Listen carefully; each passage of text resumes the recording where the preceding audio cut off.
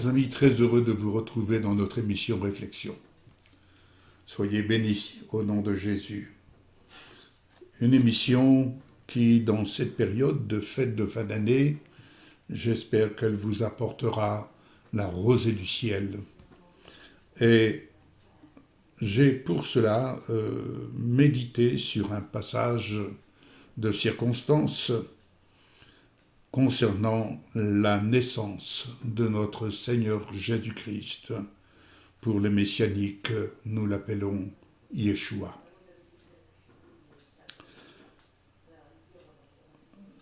J'aime raconter ce que j'ai eu l'occasion de lire dans le livre de Flavius Joseph, l'historien de cette époque. Un livre que je vous recommande le cas échéant. Il nous relate la naissance de Jésus. Ce n'était pas, je dirais, une mince affaire pour Myriam et Joseph. Ils cherchaient une place pour se reposer, tandis qu'ils ne trouvèrent aucune place dans la ville où ils pensaient s'arrêter. Et les voilà qu'ils se retrouvent dans une espèce de grotte où il y avait là quelques bêtes, des ânes, des bœufs, et il y avait là une mangeoire. Ce n'était pas, comme on dit, très simple pour une femme de donner naissance à un enfant. Mais voilà un peu le contexte dans lequel nos bien-aimés se retrouvent. Mais ce que je voudrais souligner dans cette période de fin d'année, nous fêtons Noël, oui, mais qu'est-ce que cela veut dire pour nous, chrétiens, pour vous, chrétiens? Remettons un peu de spiritualité dans ce genre de manifestation, car beaucoup de villages, malheureusement, sont devenus morts. C'est-à-dire, il n'y a plus de vie spirituelle. Je me souviens, lorsque j'étais enfant, j'allais avec mes parents et tant d'autres personnes, d'autres croyants, j'allais ce qu'on appelait à la messe de minuit. Il y avait, je dirais, un sens de spiritualité à cette manifestation, à la naissance, enfin à la fête de Noël, il y avait une spiritualité qui était là encore vivante. Mais aujourd'hui, je ne peux que constater, comme dans beaucoup de villages de notre pays, eh bien que cette spiritualité, elle s'éteint. Elle s'éteint. Alors, on fête Noël, mais il faut le reconnaître, c'est plus une fête de commerce, une fête familiale pour les enfants, certes. C'est très bien, c'est beau, on fait des cadeaux. Mais vous savez, on a toute l'année pour faire des cadeaux. Il y a les anniversaires, il y a les mariages, il y a tant de fêtes, tant de manifestations où l'on fait des cadeaux. Alors je vais m'efforcer de redonner un peu de spiritualité à cette fête, en tout cas à ce rendez-vous de la naissance de notre Messie, Yeshua. Redonner de la spiritualité, redonner un peu de couleur du ciel, de manière à ce que nous nous approchions et nous puissions entrer dans cette fête avec un autre regard qu'une simple fête de Noël, une fête païenne, que le calendrier oblige à fêter, enfin nous oblige à fêter, alors que la naissance de Jésus a eu lieu à une autre période, si on regarde les Écritures. Voyons dans l'évangile de Luc 2, versets 8 à 20. Alors, nous voyons le contexte. Pendant qu'au verset 6, il nous est dit que pendant qu'ils étaient là, le jour où elle devait accoucher, donc Myriam, c'est-à-dire Marie, elle mit au monde son premier enfant, un fils. Elle l'emmaillota et l'allongea dans une mangeoire, parce qu'il n'y avait pas de place pour eux dans la salle d'hôtes. Dans la campagne environnante, il y avait des bergers qui passaient la nuit dans les champs à garder leurs troupeaux.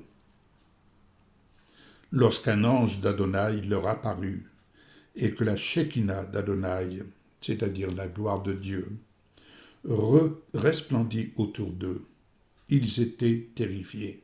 Mais l'ange leur dit, « N'ayez pas peur, car je suis ici pour vous annoncer une bonne nouvelle, qui sera un sujet de grande joie pour tous les peuples.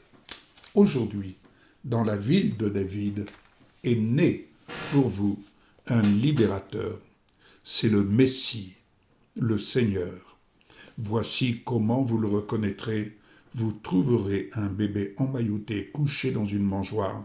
Soudain, avec l'ange apparut une grande armée du ciel qui louait Dieu en disant « Gloire à Dieu au plus haut des cieux, les plus élevés, et sur la terre, parmi les hommes, de bonne volonté. » Alléluia. À peine les anges les avaient-ils quittés pour regagner les lieux célestes que les bergers se dirent les uns aux autres « Allons à Bethléem pour voir ce qui est arrivé, ce qu'Adonai nous a fait connaître. » Ils se dépêchèrent d'y aller et trouvèrent Myriam et Joseph et le bébé couché dans une mangeoire. L'ayant vu, ils firent connaître ce que l'ange leur avait révélé au sujet de l'enfant. Et tous ceux, tiens donc, il y avait déjà des visiteurs, et tous ceux qu'ils entendirent furent émerveillés de ce que leur disaient les bergers. Myriam gardait précieusement ces choses et les repassait dans son cœur. Pendant ce temps, les bergers s'en retournèrent en glorifiant et en louant Dieu pour tout ce qu'ils avaient entendu et vu. Tout s'était passé comme on le leur avait annoncé. Quelle grâce! Dieu révèle son salut. Dieu révèle le Messie, la naissance du Messie, à des bergers, à des gens sans instruction, à des gens ordinaires, à des gens qui passent leur temps dans la steppe sauvage à garder leurs troupeaux. Et si je m'en réfère à l'historien Flavius Joseph, il nous décrit qu'à cette époque, ces gens qui vivaient une partie de l'année dans la steppe sauvage, eh bien, lorsqu'ils arrivèrent dans la ville pour annoncer la bonne nouvelle, nous pouvons imaginer qu'il était difficile de se les laisser s'approcher ou de les écouter, parce que il y avait une odeur sur eux qui était très forte, si vous voyez ce que je veux dire. Mais n'en demeure pas moins, la naissance du Messie a été annoncée par des bergers, des gens sans instruction, c'est-à-dire des gens ordinaires. Et la naissance de ce Messie a été révélée. Et ce qui est merveilleux de constater, c'est qu'il y a une grande armée autour du Messie. Cette grande armée, j'ai eu une pensée en préparant cette réflexion. Cette grande armée, c'est un peu, vous savez, nous avons dans notre pays de France, nous avons la garde républicaine, qui est la gendarmerie, je dirais, du palais de l'Élysée, où demeure le président de la République française. Et la gendarmerie, c'est elle qui gère un peu tout ce qui se passe dans notre pays, qui surveille, entre autres. Mais dans les cieux, il y a une grande armée. Et cette grande armée accompagne des gens sans instruction. Cette grande armée vient vraiment entourer le Messie. Elle est là, présente, invisible, mais présente. Invisible pour le monde, mais se révélant ici à des gens ordinaires. Cette grande armée, bien entendu, c'est l'armée des cieux. Et vous savez, dans les lieux célestes, il se passe des choses. Si nous lisons la continuité de la naissance de Jésus, nous verrons que Hérode a tout de suite mis en marche son armée pour aller chercher Yeshua, et pour ce faire, il n'a pas hésité à faire tuer de nombreux enfants. C'est dire que dans les cieux, il y a une guerre spirituelle. Et cette guerre spirituelle, la vie spirituelle, elle se mène avec des conquérants. Elle se mène avec des gens qui osent annoncer la bonne nouvelle. Des gens qui ont reçu la révélation du Messie. Car, faute de révélation, le peuple se meurt. Alors bien entendu qu'on peut fêter Noël comme beaucoup le fêtent, mais s'il n'y a pas la révélation du Messie, il n'y a pas la vie.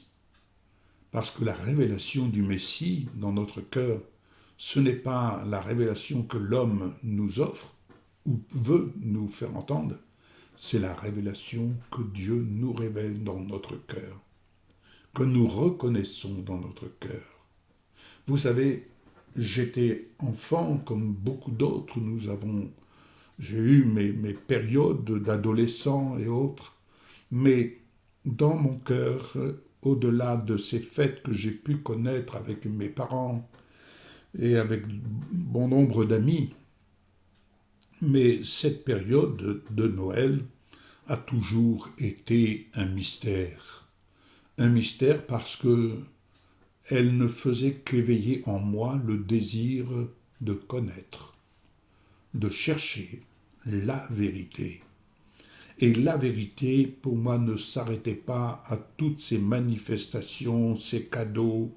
Certes, j'en ai profité comme tant d'autres et je m'en suis réjoui, mais au fond de moi-même,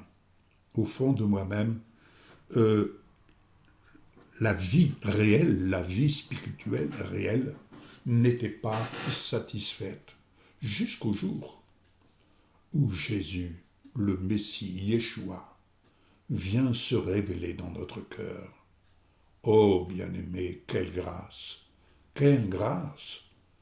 Et ma prière, cette vie spirituelle qui est là, qui n'est pas vécue comme elle devrait l'être, comme le Seigneur voudrait qu'on la vive, cette vie spirituelle, n'est-ce pas le temps